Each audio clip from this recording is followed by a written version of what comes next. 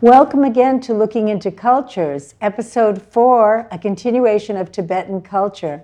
I'm Cynthia Warren, your host, and this is Frank Ficini, our co-host. And again, we're fortunate to have Dr. Thupten Tendhar to tell us more about Tibetan culture and Tibetan Buddhism. So the first thing we want to do is talk about maps. Frank? Well, we have the map in back of us here, and I apologize, it does not have Tibet on the map. Would you please tell us where Tibet would be on the map if it was correct? Yes. Well, we actually have a slide for that. Frank, could you bring the slide up? There we go. Thank you. Yes. So now we see so many images and maps on the Google and so on. Mm-hmm. Unfortunately, many of the new maps wiped out Tibet and integrated a big piece called China. Mm-hmm. So traditionally, as we see on the screen, that's the traditional Tibetan map. It has border with Bhutan, Nepal, India, China. Now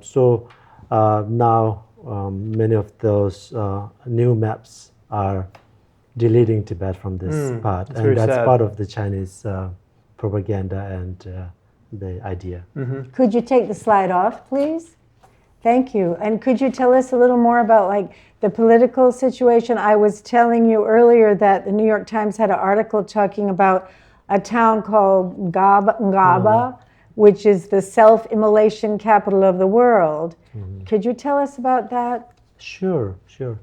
So, Tibet has been invaded and occupied by China since 1959. Mm-hmm. And since then, many of the Tibetan, traditional villages, towns, even Tibetan provinces are renamed into Chinese and redivided into Chinese provinces. Mm-hmm. As we talk about Ngawa, traditionally it comes under the Amdo province of Tibet, but now you can see some part of Amdo are under Sichuan province, some are in Qinghai, in other places, right? Same thing with Kham, traditionally it's a big province of Tibet. Now some of them you see under Yunnan province, some of them are in Sichuan province. Right. So it's been assimilated. It has been assimilated, and language-wise, culture-wise, and so the condition in Tibet is still very bad. And unfortunately, because of the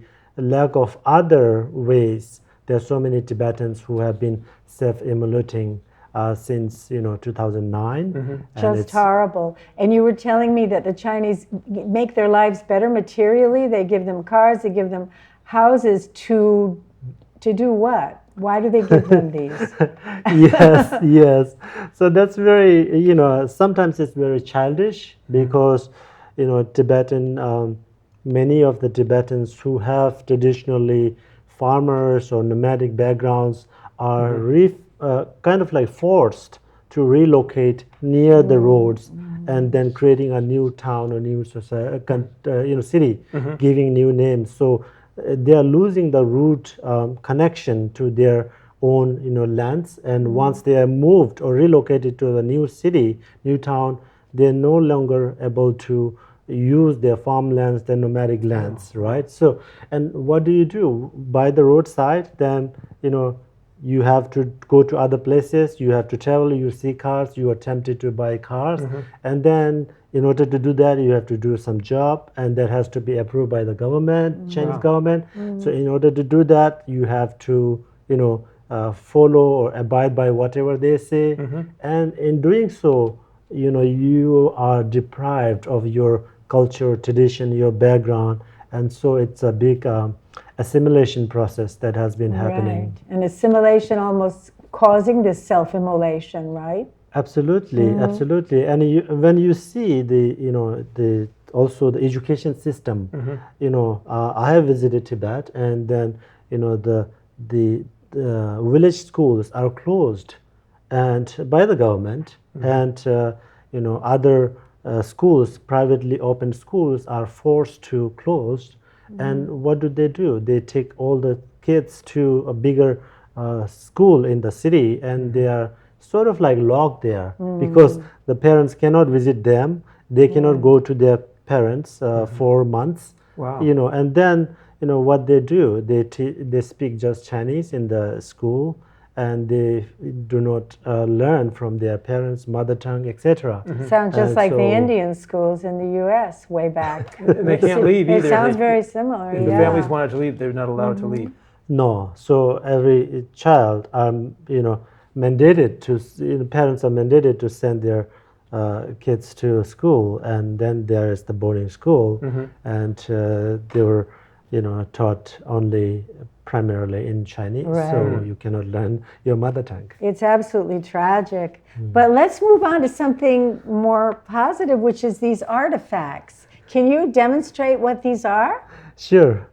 So, still there are Tibetan communities, living in India, Nepal, Bhutan, US, UK, and many international countries, which I'm very thankful for, giving those opportunities for Tibetans to preserve their language and identity and culture. So what I have brought here is a small symbol, sort of say first one, this is the Thupten in Tibetan, which is called stupa, and those are representation of Buddhist teachings, and many of them are filled with some relics or some small statues of the Buddha or the Dalai Lamas or Lamas. So that's like a spiritual reminder for them. And this one you see is a white scarf called kata. And now this one comes with actually Tibetan greeting. Here it says Tashi Delek Pinsum Sok, written in Tibetan. And so that means auspicious, well-being, wellness, etc. Comes with 8 auspicious symbols to bring us, positive energy and auspicious. Also some reminder about, being positive and so on, right? So that is Beautiful. called kata, scarf. Kata. Kata, yes. And this is used traditionally as an offering when we go to meet a spiritual master or to our parents and relatives. It's sort of like a, like a place of what we use flower in here. So traditionally, Tibetan use kata as substitute to flower, with greetings and so on. Design. Are some of those supposed to be like dragons or? No, those are 8 auspicious symbols. Okay. And this one actually is called Serenya, is the golden a fish, right? So it's showing, connection and Maybe so we on. can he take one end and me take one end and we'll stretch it out a little bit Yeah. to really get the sight of the various images. Yes. Beautiful. That is Yes. gorgeous. Thank you. So that is kata or the scarf. And then here we have something. It's one of The the case is beautiful. yeah. So this is one of the spiritual, what is called musical instrument. It's a hand drum. There are big drums and a long horn and short horn and so on. Bell. This is hand drum. It will make some music here with the pendulum. That's It's cool. lovely. Yeah.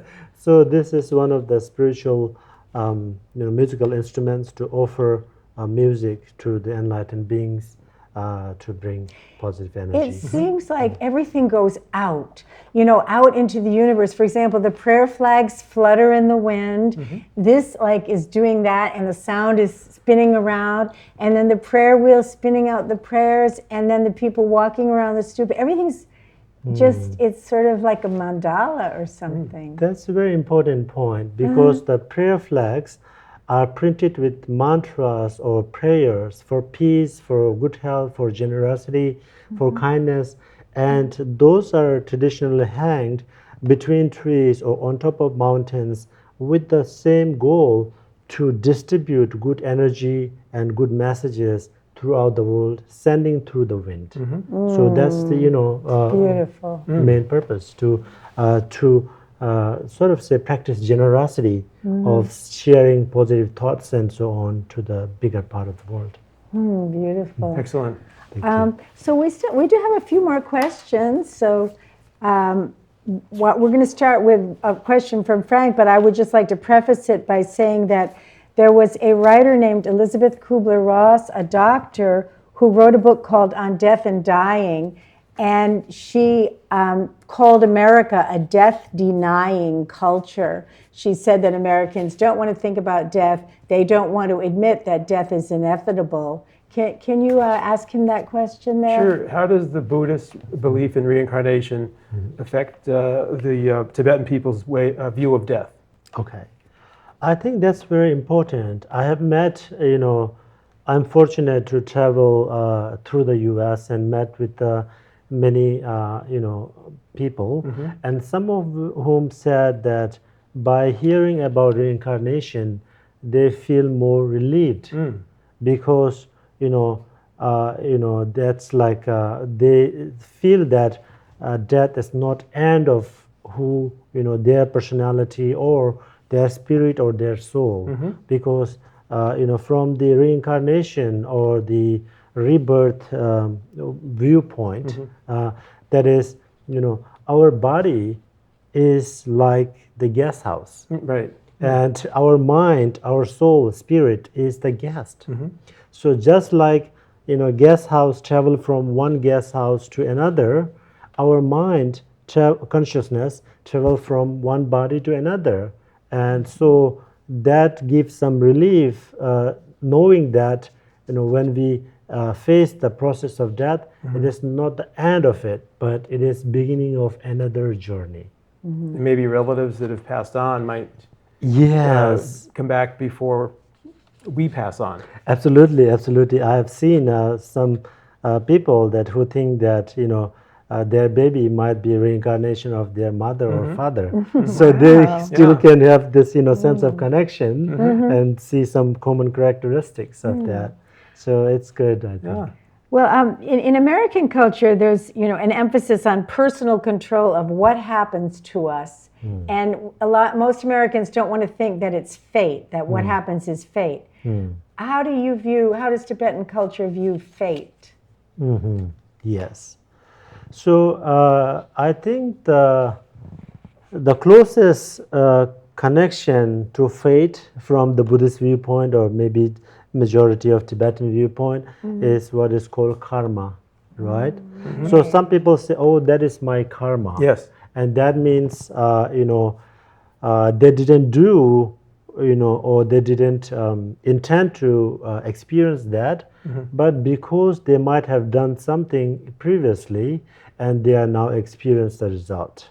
So it is not, when we talk about karma, there are positive karmas, there are negative karmas, and there are neutral karmas. So not all the karmas are negative. And therefore, when somebody is, experiencing something positive, they say, oh, I'm lucky that I have earned this through positive karma previously. Or some Good people karma, say, sometimes yeah, you say, good karma, yes. And yet they create the karma by their actions, right? Yes, Okay. yes. So it's not just like, this idea of God having a predestined plan and that this, and this will happen to you. The individual's creating it. Right. So it's important. Everything is count down back to one's own karma. So that is, and that's kind of like lessons or guidelines for each individual. If you do something positive will come back as a result. If you do something negative come as a result. Just as, you expect what you sow, whether apple or lemon, sort of that idea. So you're responsible for your own behavior. Yes. So if you want to be good, you better do good now, right? Good advice. Yes. I think it's your question. How valued is practicality, efficiency in Tibetan culture? I think the practicality, the practice is so important. In terms of efficiency, I wouldn't say it is important, but but many are not efficient all the time, right? So because I think there are two ways. One way is because when we talk about efficiency, sometimes we try to think about the shortcut, right? And sometimes it's possible, but sometimes it is not. It is not practical to do this huge thing in a very short time. So I think it's kind of like in a mixed message, but surely they do emphasize on practice. They may not emphasize a lot on how soon or how fast to do it, efficacy. So, I so the practicality is more important, would you say, than the efficiency? I think that's what is focused on, practicality and efficiency. I think of course there are many who wants to achieve it and do it fast and as soon as possible. like but, in American culture. but it may not be always the case. I see. Well, the Tibetan government has been in exile for 62 years. How has this exile for 62 years from the homeland affected the balance of tradition and change? I think that's very important, and I think they have, a lot of things have changed in 62 years, and one important thing is the the nature of the government. So as soon as His Holiness the Dalai Lama came into exile in India, he announced the importance of having a democratic governance. So Tibetan government has been changed to democratic government. That's a very big part.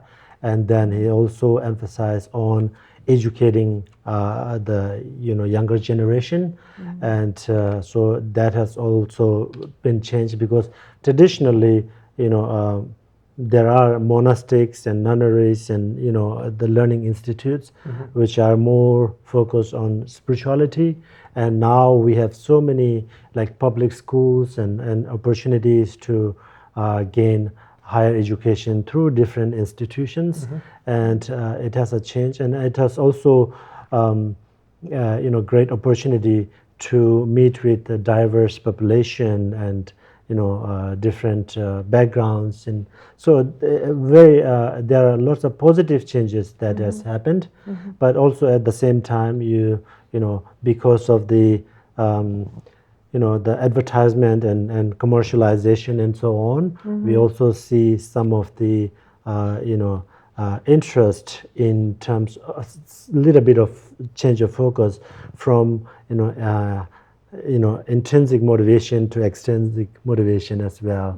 So there are some changes that you see we have to be concerned about and see how we can keep those in balance. Right. Yeah. Well, we have more questions, but maybe, I don't know if we've reached the 15-minute mark or not, but I think we should talk about the party a little bit, and then we could go back to the questions.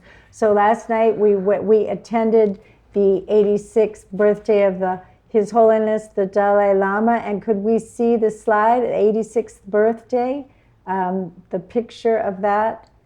And then we will see some costumes. Yes, there's the hall in New London, and over to the right you see a picture of, who is that, Thupten? Yes, so celebrating the 86th birthday of His Holiness the Dalai Lama, and also the former president of Tibet, Dr. Lobsang Sangye, was also present. So we were lucky to see him there in the audience as well. Right, and he gave a speech and said some interesting things about materialism. Yes, absolutely. He gave a very important and timely message especially to the Tibetan American community of Connecticut. He says that instead of focusing on what luxury brand of car that we can get, he says we should be more focused on how we educate our younger generation sending to different higher institutions. So that was the main message. Right. And then we saw some great costumes. Could we see the still pictures of that? This is a dancer before he puts his mask on. And can we see the masked? There he is with his mask. There were several of them. And then the portrait of here's the butter tea. So we drank butter tea out of these wonderful looking teapots. And could you take the picture off? And Thupten, can you tell us a little about butter tea very briefly? Yes. So, butter tea is primarily a tea made with tea leaves and hot water, a little bit of salt, a little bit of butter, and it's traditionally churned, and that's how it is mixed in. So it's called butter tea or Tibetan tea, some call it. So it is used in Tibet, Mongolia, some part of Nepal, some part of India, and it's a traditional tea that is something similar to like a sweet chai tea in India. And I think it's very much for cold weather, right? Because of the butter? I think that's how it was designed, because many part of Tibet are mountainous and Mongolia too, and with snow and so on.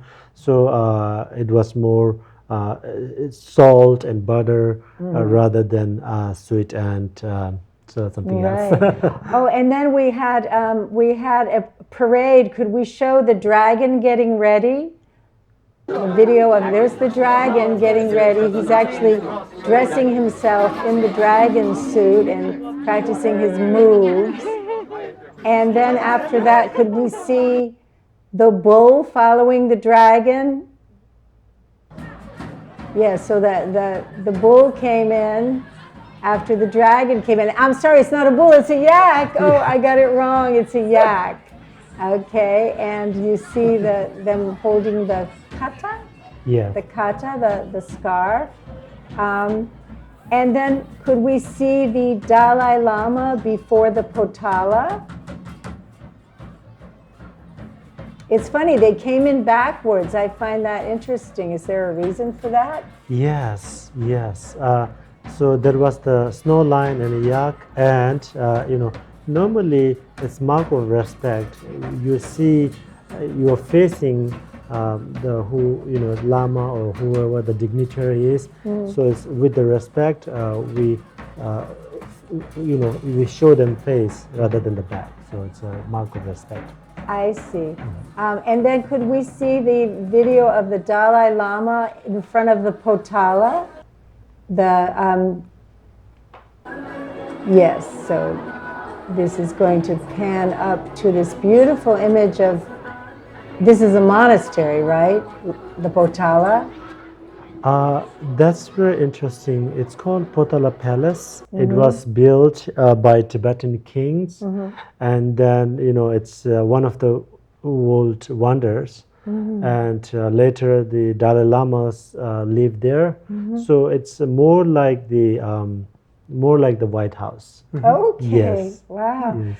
Well, anyway, that we can't really watch more of that because I'm very interested to know about the book you've written. Oh, sure. I would love to present you a copy of my new book, which is... Oh, I think I really need this too. I'm serious. Thank you so much. And the cover's gorgeous. Is that a lotus? That is a lotus, yes. Wow. I would like to present this to thank you. Too. Yes. I was looking at the photos; they're absolutely beautiful. I mean, so you want to talk a So little it bit about says, it? "Love, beating of my heart." Yes. And what is the contents? So Very briefly, because we're running out of time. yes. You are able. You are welcome to choose or read out a stanza. This is short poem. My father gave me 2 eyes with which I can see the poor. My mother gave me a heart with which I can feel their cries. And there's a nice image of a Buddha there to go with it. So these are all poems? Yes. Uh-huh. In English and Tibetan. Right, I can see that. Oh my goodness. I'm going to keep this near my bed where I do most of my meditating, actually. Truly, I do. So we now are going to listen to the national anthem of Tibet that was sung at the party last night. Could we listen to that?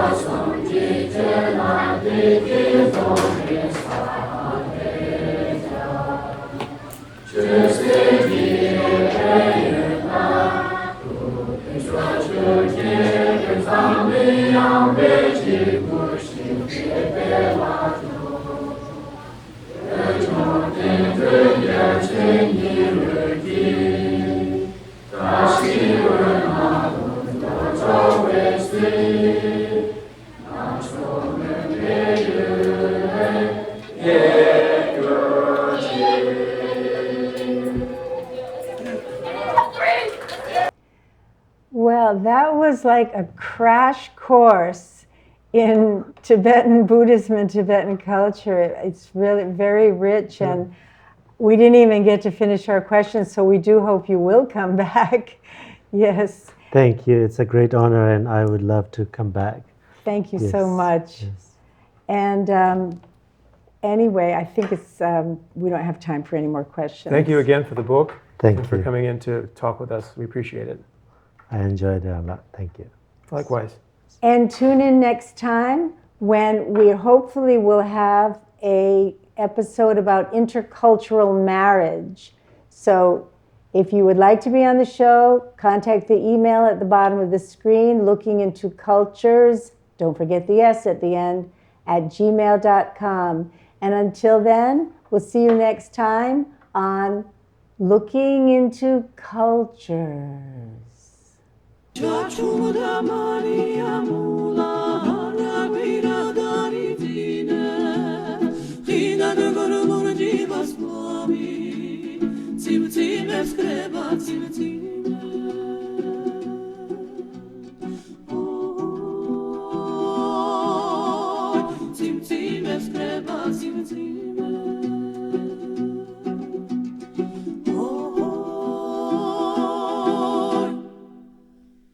Cha-chu